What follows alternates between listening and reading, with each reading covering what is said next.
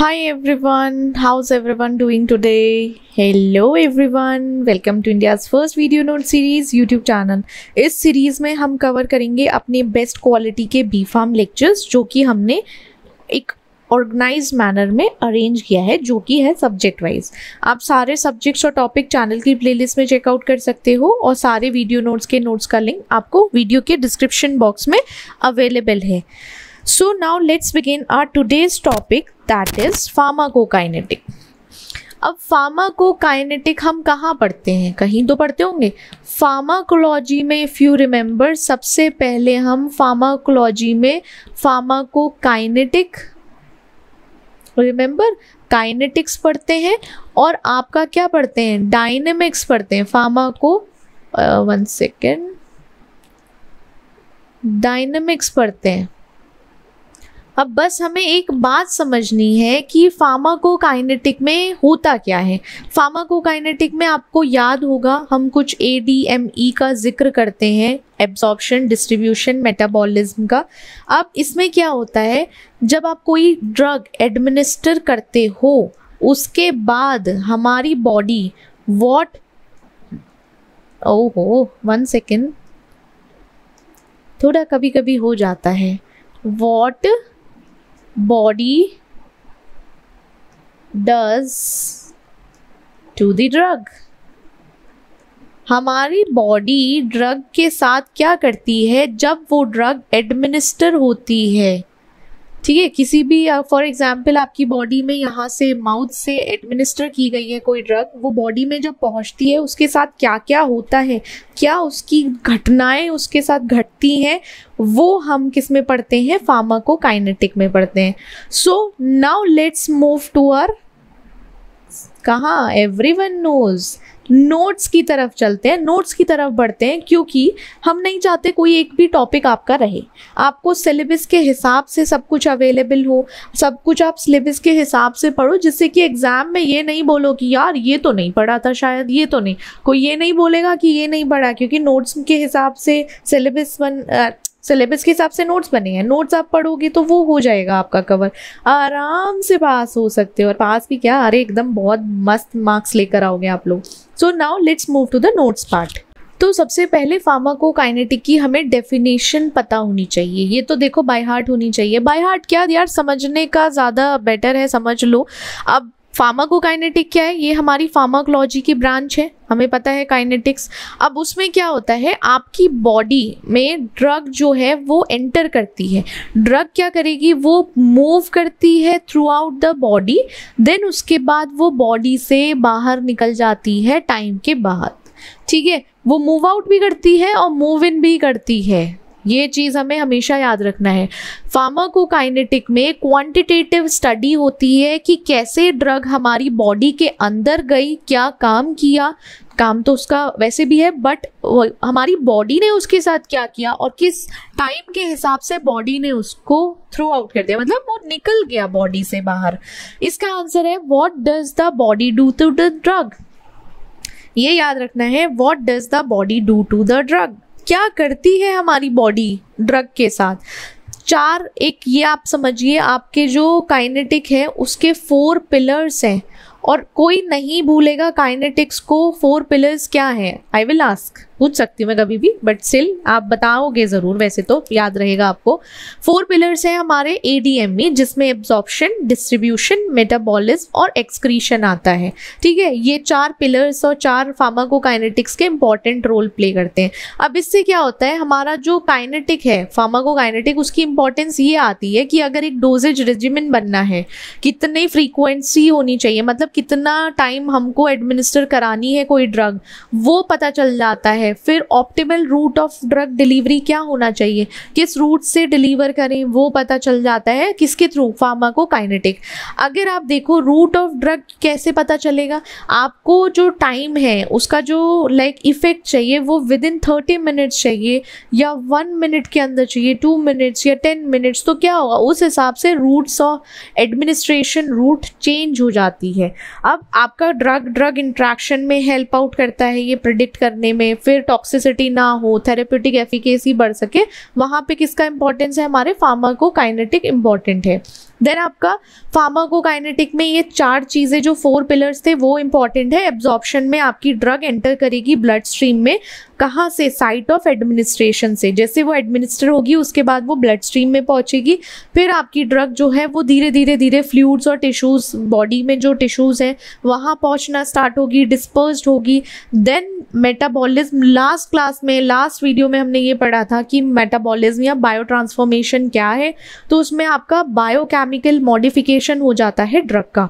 और मोस्टली, या आप ऐसा समझिए, ऑलवेज रिमेंबर, जो मेटाबॉलिज्म है आपका, सॉरी बायो ट्रांसफॉर्मेशन है, ये कहाँ होगा, आपके लिवर में होगा, ठीक है, मेनली लिवर में होगा। एक्सक्रीशन आपका किडनी के थ्रू हो सकता है, मेनली तो किडनी के थ्रू ही होता है, बट साथ ही साथ बाइल, फीसेस के थ्रू भी हो जाता है।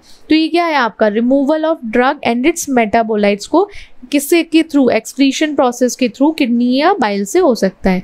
अब प्लाज्मा ड्रग कंसंट्रेशन है, कंसंट्रेशन में ये होता है आपका एक ग्राफ बनता है, अभी नीचे हमारा एक ग्राफ है वो भी डिस्कस करेंगे। उस ग्राफ में क्या है कि हमारा ड्रग हमारे ब्लड प्लाज्मा में कितने कॉन्सेंट्रेशन में प्रेजेंट है, उससे हम पता कर सकते हैं अपनी ड्रग प्रोफाइल है, टाइम प्रोफाइल। अब उससे क्या होगा, आपका जो एडीएमई फेज रहता है, सारे फेजेस होते हैं, एब्जॉर्प्शन भी होगा, डिस्ट्रीब्यूशन भी होगा, मेटाबोलाइज भी होगा, देन वो एक्सक्रीट आउट, एलिमिनेट भी होगा। तो ये फेजेस हमें कैसे पता चलते हैं, वो एक ग्राफिकल रिप्रेजेंटेशन के थ्रू पता चल जाता है। आपका सबसे पहले है एब्जॉर्प्शन फेज, तो ड्रग हमारी कहाँ एंटर करती है, ब्लड स्ट्रीम में एंटर करेगी। ब्लड स्ट्रीम में एंटर करने के बाद प्लाज्मा कंसंट्रेशन बढ़ जाएगा। प्लाज्मा कंसंट्रेशन किससे बढ़ेगा, ड्रग का प्लाज्मा में कंसंट्रेशन इंक्रीज होगा जब तक कि वो मैक्सिमम कंसंट्रेशन तक ना पहुंच जाए। डिस्ट्रीब्यूशन फेज है, फिर आपका जो ड्रग है वो अदर टिश्यूज में डिस्ट्रीब्यूट होगा, किसके थ्रू, आपके ब्लड फ्लो से भी इन्फ्लुएंस हो सकता है डिस्पर्जन। देन आपकी लाइपोफिलिसिटी, प्रोटीन बाइंडिंग है, ये रिस्पॉन्सिबल हो सकता है डिस्ट्रीब्यूशन फेज के लिए। देन आपका मेटाबॉलिज्म और एलिमिनेशन फेज आता है। देखो ड्रग हमें पता है मेटाबोलाइज होती है लिवर में जाके, फिर उसके बाद मेटाबोलाइज होने के बाद वो एक्सक्रीट आउट होती है। अब जब एक्सक्रीट आउट होने शुरू होगी, मेटाबोलाइज हो गया पूरा, उसके बाद आपका प्लाज्मा में डिक्लाइन दिखना शुरू हो जाएगा। मतलब ड्रग का कहाँ पे, प्लाज्मा में, प्लाज्मा कॉन्सेंट्रेशन कैसे धीरे धीरे कम होना शुरू हुआ, क्योंकि भाई मेटाबोलाइज हुआ, फिर एक्सक्रीट आउट भी होगा, तो वो डिफरेंट हो जाता है। ये ग्राफ जो है ये इंपॉर्टेंट है, प्लीज़ इसको इतना दिमाग में बिठा लेना कि आपको कल के दिन कोई पूछे कि अच्छा मिनिमम इफेक्टिव कंसंट्रेशन क्या है, ये चलो डिस्कस करेंगे, बट हाँ इसको याद रखना, ये इंपॉर्टेंट ग्राफ है। अब जो वाई एक्सिस है वो आपका क्या है, वो है आपका ड्रग कंसंट्रेशन, और जो एक्स एक्सिस है वो है आपका टाइम। अब एक्स एक्सिस टाइम हो गया और आपका Y axis plasma drug concentration है। तो उसमें क्या होगा कि जैसे सबसे पहले तो आपने यहाँ पे एडमिनिस्टर की कोई भी ड्रग मान लो, ठीक है, अब धीरे धीरे धीरे धीरे वो ब्लड में आना शुरू होगा, या आपका जैसे पहुंचेगा जहाँ भी उसको पहुंचना है, डिसइंटीग्रेशन, डिसोल्यूशन सब होगा। अब इस पर्टिकुलर पॉइंट से यहाँ से ऑनसेट है एक्शन का, एक्शन होना शुरू हो जाएगा। एक्शन क्यों होना शुरू होगा, एक तरीके से ये आपका एब्जॉर्प्शन फेज है। एब्जॉर्प्शन फेज यहाँ तक चलेगा क्योंकि हमारा जो ड्रग है वो प्लाज्मा कंसंट्रेशन में पीक पर पहुंच चुका है, जहाँ पे आप बोल सकते हो absorption rate is equal to elimination rate, दोनों इक्वल हो जाते हैं। ये आपका सी मैक्स है और यही आपका अंडर एरिया अंडर कर्व आ जाता है। अब जब क्या होगा, ये ड्यूरेशन ऑफ एक्शन है, जब तक कि एक्शन टर्मिनेट नहीं होता तब तक क्या चलेगा, ये ड्यूरेशन ऑफ एक्शन में वर्क करेगा। फिर धीरे धीरे धीरे धीरे एब्जॉर्प्शन फेज के बाद डिक्लाइन होना शुरू होता है प्लाज्मा कॉन्सेंट्रेशन का, और यहाँ पहुँचते पहुँचते आपका एक्शन टर्मिनेट हो जाएगा, बंद हो जाएगा। जैसे ही यहाँ बंद होगा इट मीन्स आपका एलिमिनेशन फेज जो है वो स्टार्ट होने वाला है। अब कुछ चीजें आपको याद रखनी है, सॉरी, याद तो सभी रखना है। अगर आपका यहाँ तक पहुंचा तो ये आपका मिनिमम सेफ कंसंट्रेशन है, ये मैक्सिमम कंसंट्रेशन है, ठीक है, एमएससी मिनिमम सेफ कंसंट्रेशन है। टॉक्सिक लेवल भी हो जाएगा अगर इससे और ज़्यादा बढ़ जाए। देन आपका यहाँ पे मिनिमम इफेक्टिव कॉन्सेंट्रेशन आएगा, जहाँ पे इसका ऑनसेट होता है ना, तो ऑनसेट ऑफ एक्शन के टाइम पे तो कम से कम ही इफेक्टिव कॉन्सेंट्रेशन या इफेक्टिव देखने को मिलेगी ड्रग। देन आपका जैसे ही एक्शन पूरा टर्मिनेट होगा, इतने लंबे ड्यूरेशन से पता चलता है हमारे ड्रग की टी हाफ लाइफ क्या है, ठीक है, ड्यूरेशन ऑफ एक्शन। देन आपका यहाँ से एलिमिनेशन फेज स्टार्ट होगा, मतलब वो बॉडी से निकलने की तैयारी में है हमारी ड्रग। समझ गए? कुछ समझ आया इस चार्ट से? दोबारा से देखना फिर समझ आएगा, 2-3 बार देखोगे तो समझ में आने लगेगा ये। फिर रिएक्शन ऑफ काइनेटिक्स है, तो इसमें 3 चीज़ें याद रखना, एक आपका rate of reaction, rate constant, आपका ऑर्डर ऑफ रिएक्शन। बेसिक है ये हमारा। रेट ऑफ रिएक्शन में हम हमारा हाउ फास्ट, ऐप से समझो आपका जो रिएक्टेंट है वो कितनी जल्दी कन्वर्ट हो जाता है प्रोडक्ट में, ठीक है, वो होता है rate of reaction. Rate of reaction में ये है कि आपका कोई भी रिएक्टेंट ABC कन्वर्ट हो जाएगा ABC कुछ में, ठीक है, वही चीज़ आपके रेट ऑफ रिएक्शन में आती है। रेट ऑफ रिएक्शन आपका ऊपर नीचे हो सकता है, अगर थोड़ा सा टेम्परेचर में बदलाव आया, देन आपके या टेम्परेचर में, रिएक्टेंट्स के कॉन्सेंट्रेशन में, कैटलिस्ट में, फिर आपका सरफेस एरिया है उसमें चेंज आया, तो उसकी वजह से रेट ऑफ रिएक्शन में अप एंड डाउन देखने को मिल सकते हैं। फिर रेट कांस्टेंट है कि अब कांस्टेंट जो है आपका एक रिएक्शन है वो किसी पर्टिकुलर टेम्परेचर पर चल रही है, मतलब एक कांस्टेंट उसमें आ गई कि चल रही है, ठीक है, रिएक्शन ऐसे कंटिन्यूअसली चलती रहेगी, तो इसको आप बोलोगे अपना rate constant. Order of reaction में देखो, इससे क्या पता चलता है कि कैसे आपकी जो रिएक्शन है वो रिएक्टेंट के कॉन्सेंट्रेशन पर डिपेंड करती है।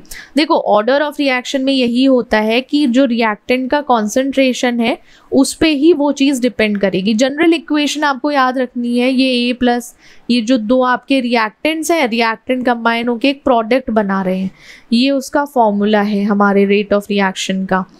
अब टाइप्स हैं, 2 टाइप की रिएक्शंस होती हैं या 2 टाइप का रिएक्शन काइनेटिक है। एक तो आपका आ जाता है 0 ऑर्डर काइनेटिक, एक आपका आता है 1st ऑर्डर काइनेटिक। 0 ऑर्डर जो है वो इंडिपेंडेंट रहती है रिएक्टेंट की कॉन्सेंट्रेशन से, मतलब 0 ऑर्डर को कोई फर्क ही नहीं पड़ता रिएक्टेंट की कॉन्सेंट्रेशन क्या है।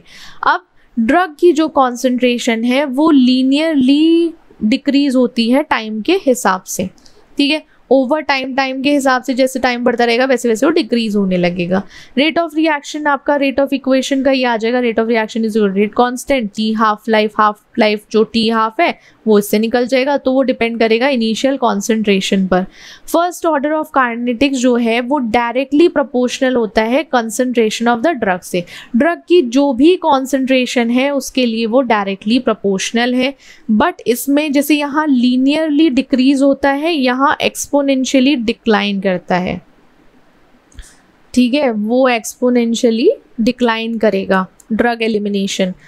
अब रेट जो है आपका रेट इक्वेशन ये है, half life T half is equal to 0.693 upon T.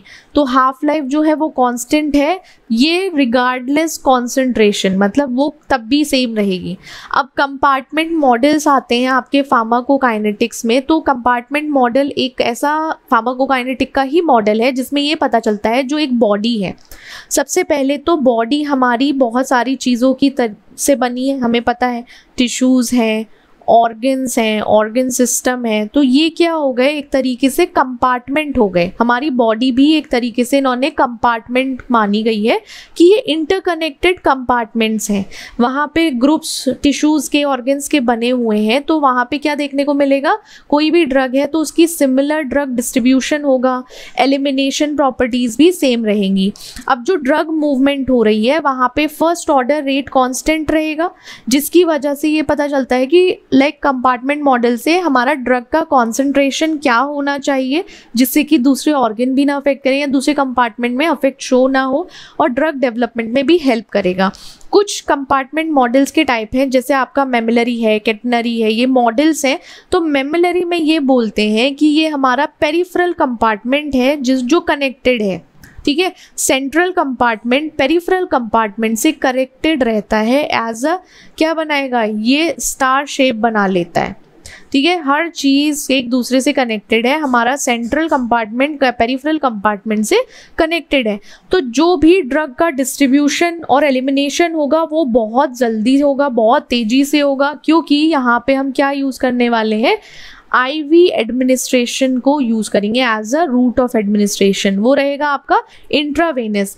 अब जो कंपार्टमेंट्स हैं, कंपार्टमेंट्स आपके टिश्यूज ऑर्गन हो गए, उसको एज्यूम किया गया है कि वो लाइक एक सिमिलर यूनिफॉर्म एक जैसा ही ड्रग बिहेवियर शो करेगा, वो आपके मेमिलरी कंपार्टमेंट मॉडल्स हैं।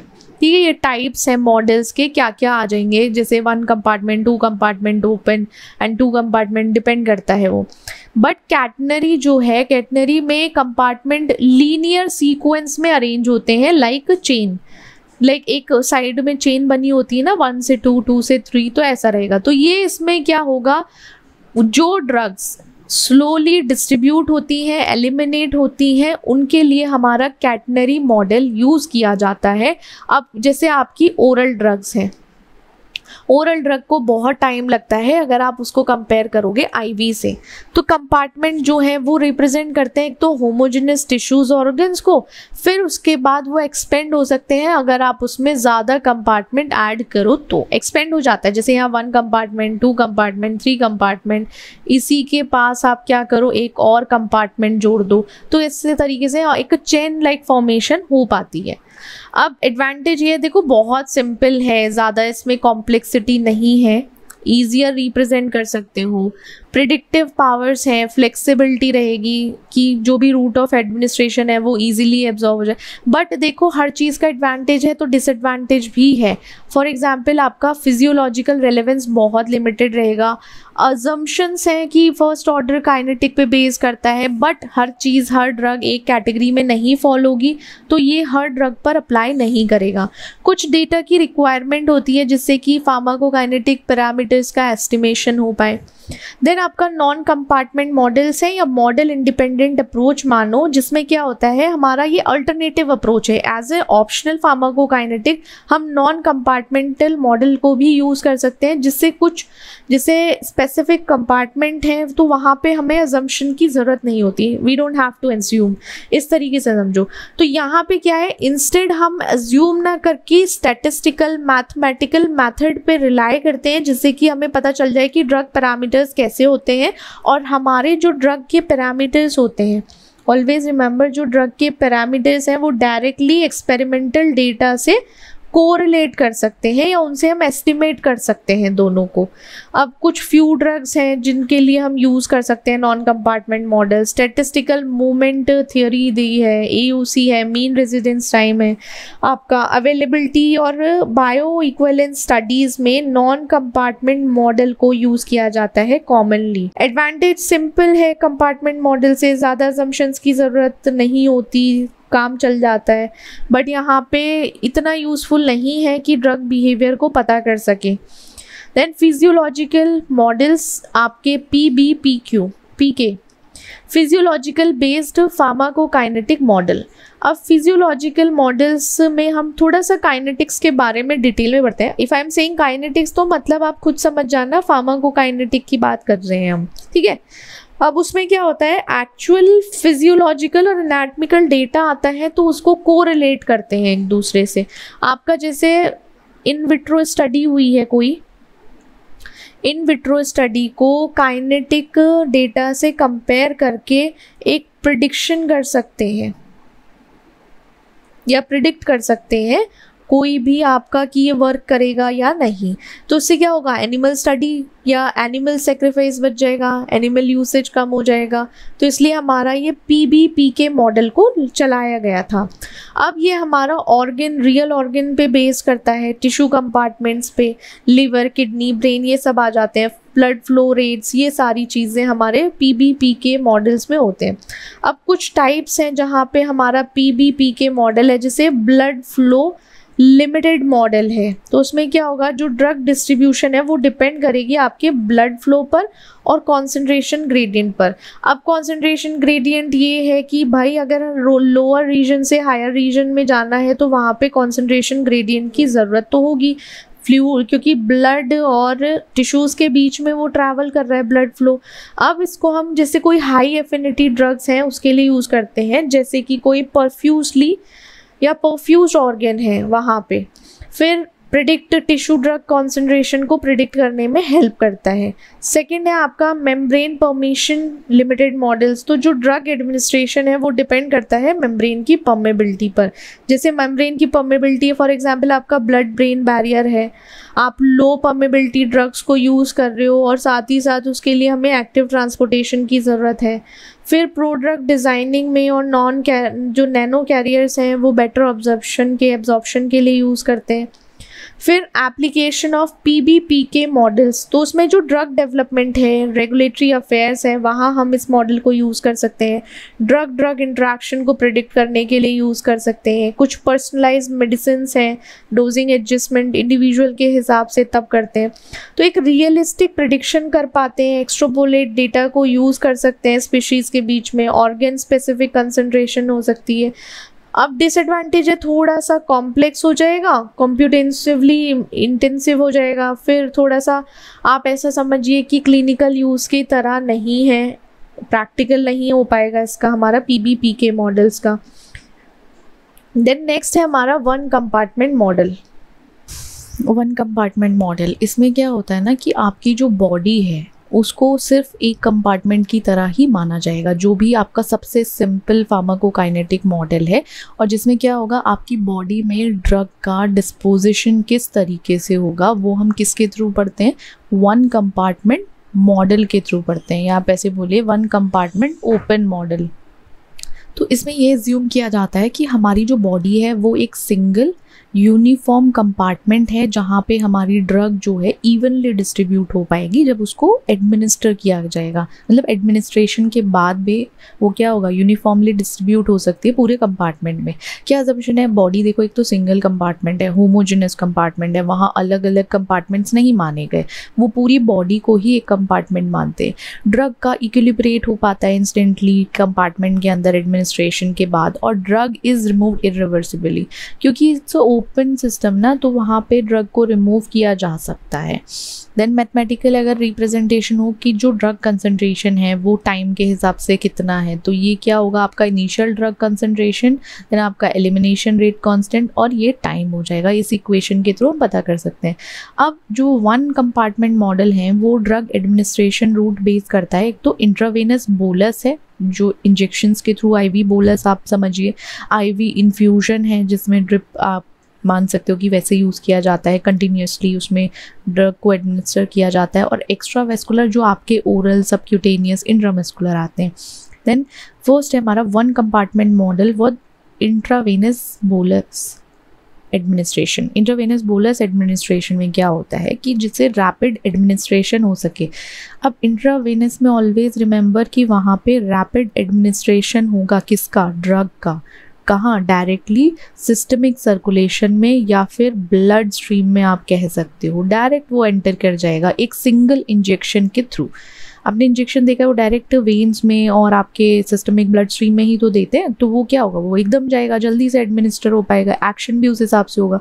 तो प्रोसेस क्या होता है कि जो डोज है ड्रग की वो डायरेक्टली वेन्स में इंजेक्ट कर दी जाती है, फिर वहाँ से हमारी ड्रग डायरेक्टली सिस्टमिक सर्कुलेशन में चली जाती है। तो वहाँ कोई एब्जॉर्प्शन फेज का तो चांस ही नहीं है कि उसको जाना है, डिसइंटीग्रेट होना है, डिसोल्यूशन में जाना है उस प्रोसेस के थ्रू, ऐसा कुछ है नहीं वहाँ पे। डायरेक्टली वो क्या होगा, आपके सिस्टमिक सर्कुलेशन में पहुँच जाएगी, फिर वो ड्रग डायरेक्टली आपके डिस्ट्रीब्यूशन और एलिमिनेशन के लिए अवेलेबल है। तो यहाँ पे क्या होता है, हमने ये देखा था ना 100% इसकी बायो अवेलेबिलिटी रहती है बॉडी में। बॉडी को हम सिंगल कंपार्टमेंट मानते हैं, तो हमारी जो ड्रग है वो इंस्टेंटली डिस्पर्स्ड हो जाती है। फार्माकोकाइनेटिक में समझिए कि जो IV बोलस है वहाँ कोई एब्जॉर्प्शन फेस नहीं है। जो इनिशियल कंसंट्रेशन है ड्रग का प्लाज्मा में, उसको हम कैसे पता चलेंगे, जो हमारा ड्रग प्लाज्मा कंसंट्रेशन है इनिशियल, वही हमारा एक तरीके से डोज जो एडमिनिस्टर है और वॉल्यूम ऑफ डिस्ट्रीब्यूशन है उसके थ्रू हम पता कर सकते हैं, राइट। अब की एडवांटेज है, इफेक्ट ज़्यादा है, कंप्लीट बायो अवेलेबिलिटी है, कंट्रोल कर सकते हैं ड्रग डोजिंग पे। टॉक्सिसिटी तो देखो हो सकती है अगर पीक कॉन्सेंट्रेशन से ज़्यादा हो जाए तो, और साथ ही साथ जो स्लो रिलीजिंग ड्रग्स होती हैं ना उनके लिए सूटेबल नहीं है, कि अगर आपको स्लोली उसको रिलीज़ कराना है बॉडी में देन इट्स नॉट पॉसिबल कि वो हो पाए, क्योंकि IV बोलस जो होता है वो रैपिड एक्शन के लिए है, कि रैपिड डिलीवरी के लिए हम IV बोलस यूज़ करते हैं। देन आपका वन कंपार्टमेंट मॉडल है जिसमें इंट्रावेनस इन्फ्यूजन है। इंट्रावेनस में क्या होता है, कंटिन्यूसली क्या करेंगे, एडमिनिस्टर करेंगे ड्रग को ब्लड स्ट्रीम में एक कंट्रोल्ड रेट पे, जिससे कि थोड़ा लंबे समय तक क्या हो, प्रोलॉन्ग टाइम पीरियड तक उसका एक्शन या एडमिनिस्टर होती रहे, काम करती रहे। जैसे आपके लाइक आईवी ड्रिप होती हैं, इन्फ्यूजन करते हैं, उससे समझ गए ना क्या ये इन्फ्यूजन की बात हो रही है। अब जो ड्रग है उसको इन्फ्यूज किया जाता है कांस्टेंट रेट पे ब्लड स्ट्रीम में, कि वो एक कंटिन्यूस प्रोसेस है जिसमें वो जाता रहेगा जब तक कि प्रॉपर पूरा ना हो जाए।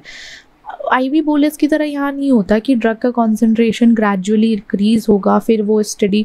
तो आईवी बोलस में क्या है, एकदम डायरेक्टली वो ड्रग स्ट्रीम में चला गया, ड्रग ब्लड स्ट्रीम में चला गया, वो अवेलेबल है। अब यहाँ क्या होता है, जो ड्रग कंसंट्रेशन है वो ग्रेजुअली इंक्रीज होता है, धीरे धीरे ऐसे जाएगा, वो इंक्रीज होना शुरू होगा, फिर वो स्टडी स्टेट कंसंट्रेशन पर पहुँचेगा। इस तरीके से आपका जो प्लाज्मा ड्रग कंसंट्रेशन है देन धीरे धीरे जाएगा, फिर यहाँ पे एक स्टडी स्टेट पे पहुँचेगा। फिर जब इन्फ्यूजन को रोक दिया जाएगा, जब रुका देन ये अपना नीचे आना शुरू हो जाएगा। तो इतना आपका इन्फ्यूजन रेट है, ये आपका इन्फ्यूजन टाइम हो जाएगा, राइट।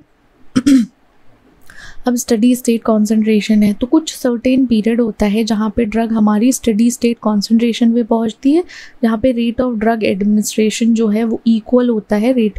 हमने अभी एक ना ग्राफ पढ़ा था, तो उसमें क्या था, rate of drug administration is equal to rate of elimination. दोनों इक्वल हो जाते हैं जब वो plasma like steady state concentration पे पहुँचे या पीक प्लाज्मा कॉन्सेंट्रेशन पर पहुँचते हैं। तो ये हमारा स्टडी स्टेट का फार्मूला है। की एडवांटेज यहाँ है, ये होता है कि प्लाज्मा ड्रग लेवल एक तो कंट्रोल है, वहाँ पे वो पीक्स नहीं आती, फ्लक्चुएशन नहीं आती, एक चला गया वो स्टडी स्टेट पर चलता रहेगा। ड्रग का नैरो थेरेप्यूटिक इंडेक्स रहता है, उन ड्रग्स के लिए हम यूज़ कर सकते हैं, जैसे हेपारिन और मॉर्फिन है। इसको साथ ही साथ हम इन्फ्यूजन को सडनली स्टॉप भी कर सकते हैं अगर उसका कोई भी एडवर्स इफेक्ट देखने को मिलता है। देन लिमिटेशन है, स्लो ऑनसेट है एक्शन, कंपेयर आईवी बोलस से अगर आप कंपेयर करोगे तो धीरे धीरे चलता है, इतना कुछ फास्ट नहीं है। केयरफुल मॉनिटरिंग करनी पड़ती है, क्योंकि अगर हमें ड्रग लेवल डिजायर्ड अमाउंट में पहुंच गया है then we have to stop. Risk of infection के चांसेस ज़्यादा होते हैं अगर लंबे समय तक इसको एडमिनिस्टर किया जाए तो।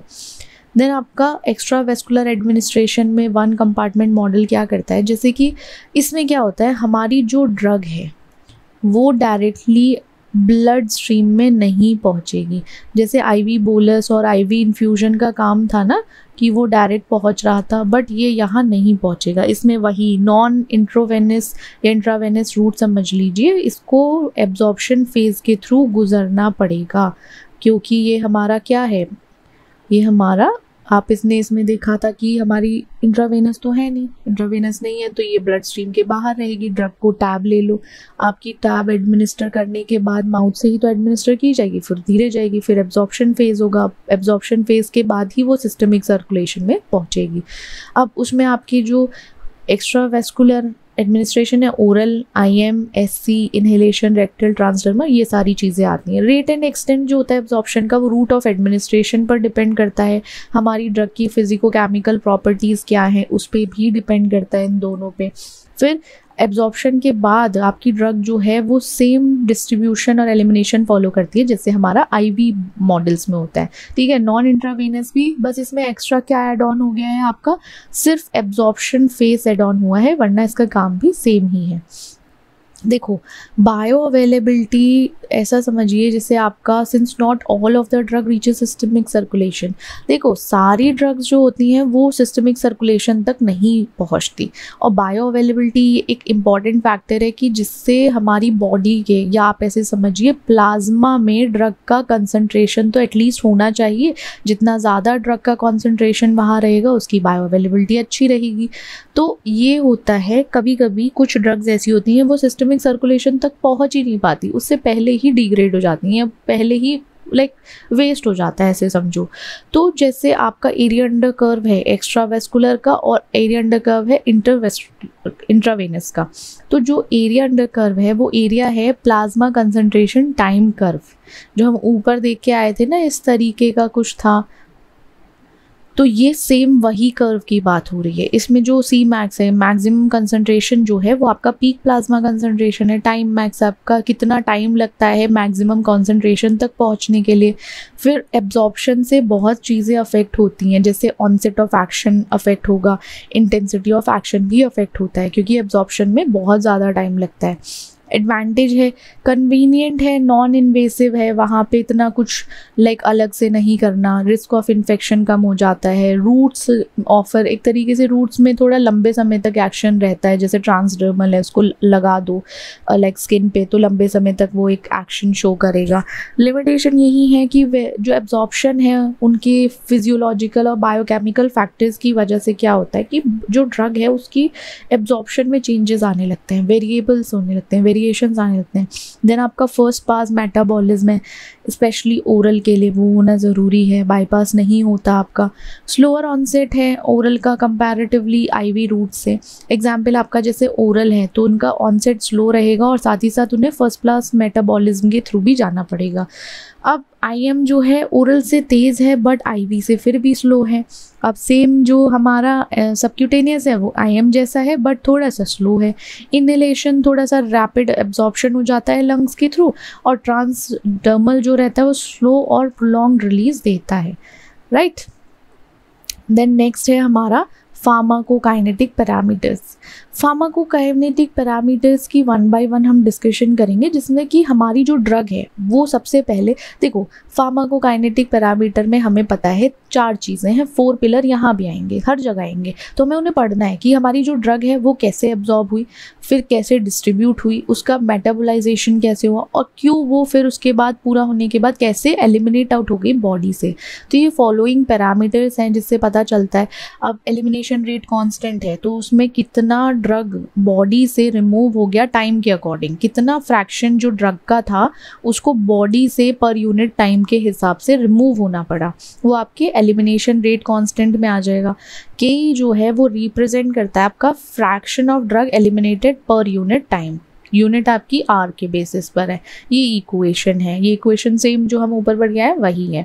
अब फर्स्ट ऑर्डर एलिमिनेशन मॉडल है, जैसे हमारा 1 कंपार्टमेंट मॉडल था तो rate of drug elimination is directly proportional to the concentration, proportional है कॉन्सेंट्रेशन के।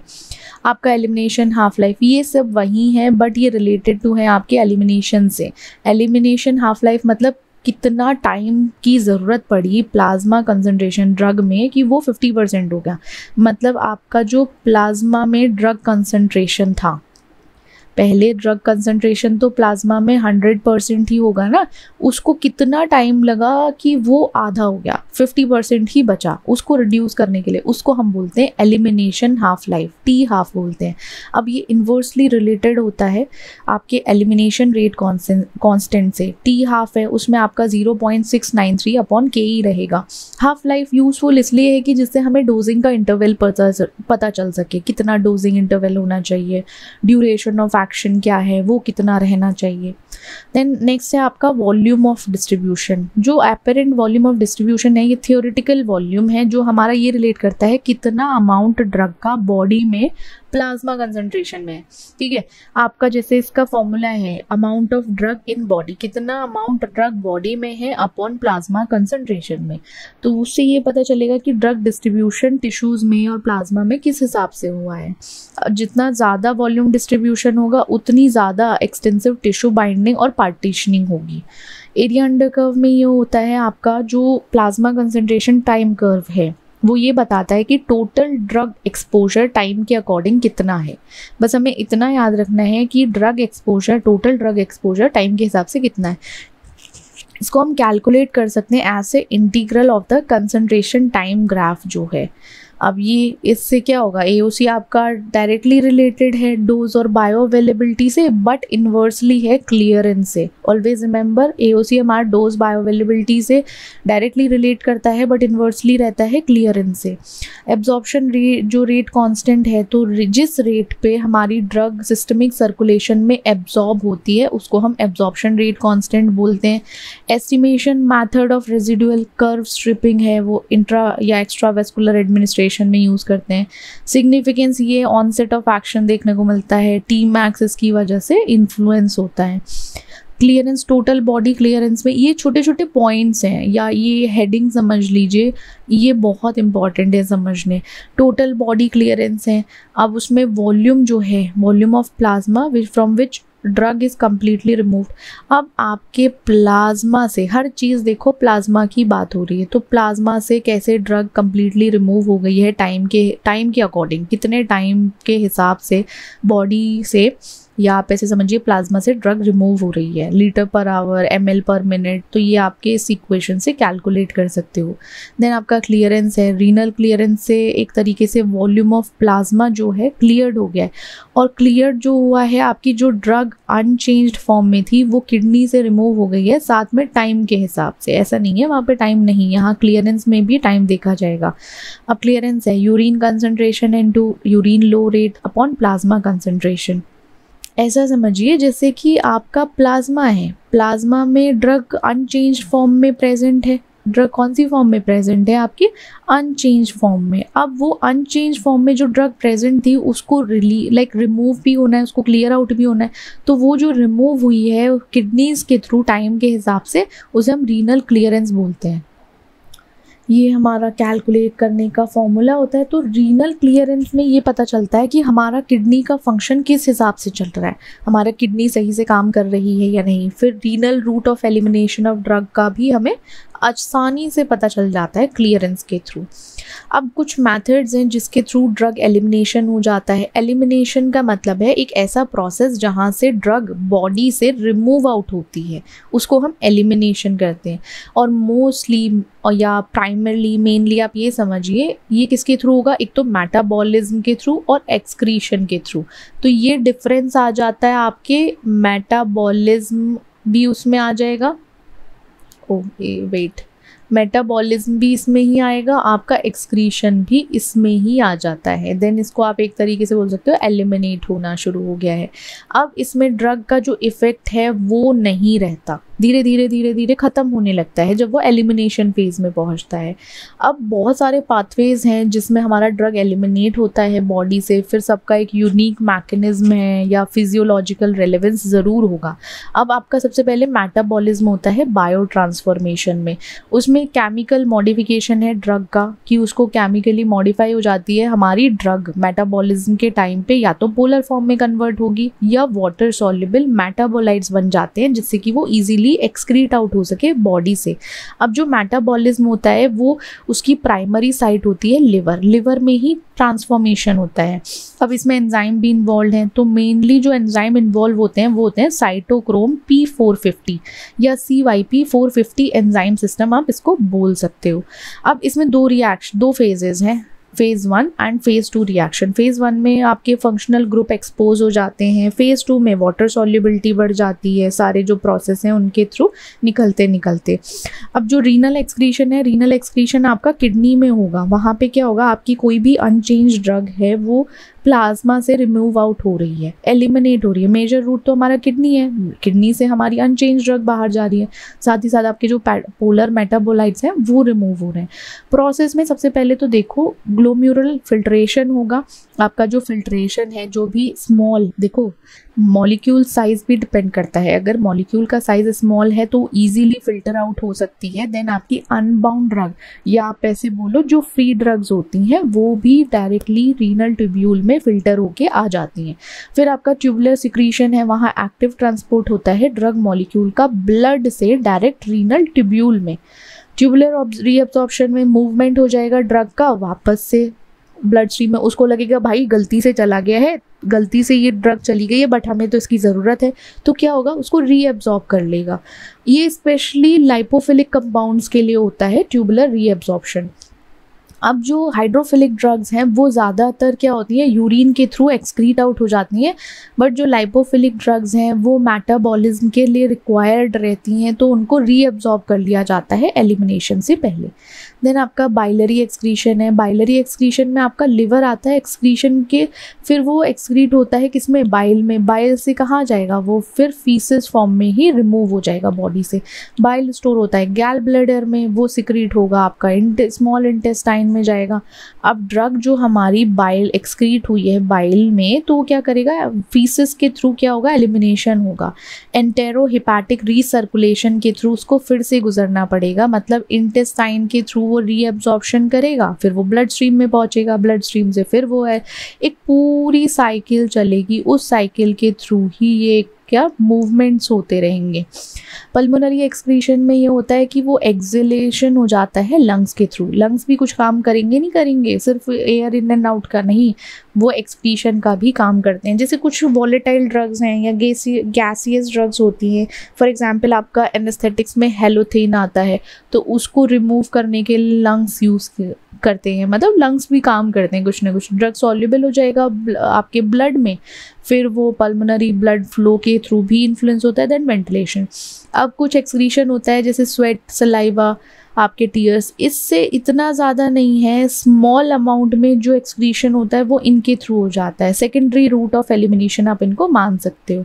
ब्रेस्ट मिल्क के थ्रू भी होता है, कुछ ड्रग्स ऐसी होती हैं ब्रेस्ट मिल्क के थ्रू पास हो जाती हैं। तभी तो कहते हैं कि जो मदर को दिया जाता है वो बेबी में पास ऑन होता है, इन्फेंट में पास ऑन होता है।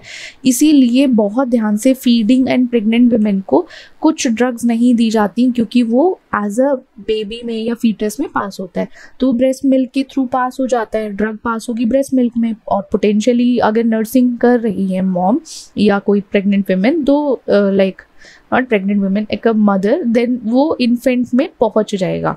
अब डिग्री एक्सक्रीशन डिपेंड करता है उसकी लाइपोफिलिस, ऐसा नहीं है सारी ड्रग्स पास ऑन हो जाती हैं, कुछ चीज़ें हैं जो ध्यान रखनी पड़ती है कि आपकी एक्सक्रीशन लाइपोफिलिसिटी क्या है, molecular weight, ionization, plasma protein binding. बहुत सारे टैबलेट्स पे लाइक लीफलेट्स होते हैं प्रेजेंट जिसमें बोला जाता है not for breast feeding mothers and for pregnant women's, तो उनके लिए नहीं दी जाती वो ड्रग्स। अब एक्सक्रीशन नेल्स और हेयर्स के थ्रू भी एक्सक्रीशन होता है। इसमें क्या होगा, आपका जो ड्रग और मेटाबोलाइट्स है वो ग्रोइंग टिश्यूज़ में चला जाएगा। फिर सिग्निफिकेंट एलिमिनेशन रूट रहेगा फार्माकोलॉजिकल पर्पस के लिए, मतलब नहीं है इतना कुछ खास, बट स्टिल आपके नेल्स कट करते हो तो हो जाते हैं, इसलिए बोलते हैं हेयर एंड नेल्स नहीं खाने चाहिए। कहीं ना कहीं कुछ तो हो सकता है, सोचने वाली बात है। और बहुत सारे जितने एक्सपोजर हैं, अगर कोई पर्सन किसी की ऑक्यूपेशनल वर्क इस तरीके का है, किसी का ऑक्यूपेशन इस तरीके का है कि वहाँ फॉरेंसिक टॉक्सिकोलॉजी या किसी एक्सपोजर में रहते हैं, ड्रग एक्सपोजर में लंबे समय तक, तो उस टाइम पे एक्सक्रीशन हो जाता है वहाँ पे एयर एंड नेल्स के थ्रू। पेशेंट्स हैं उनको भी, उनके साथ भी होता है, बट उनके लिए भी यूज़फुल है excretion via hair and nails. Okay, that's it for today, see you in the next class, bye bye.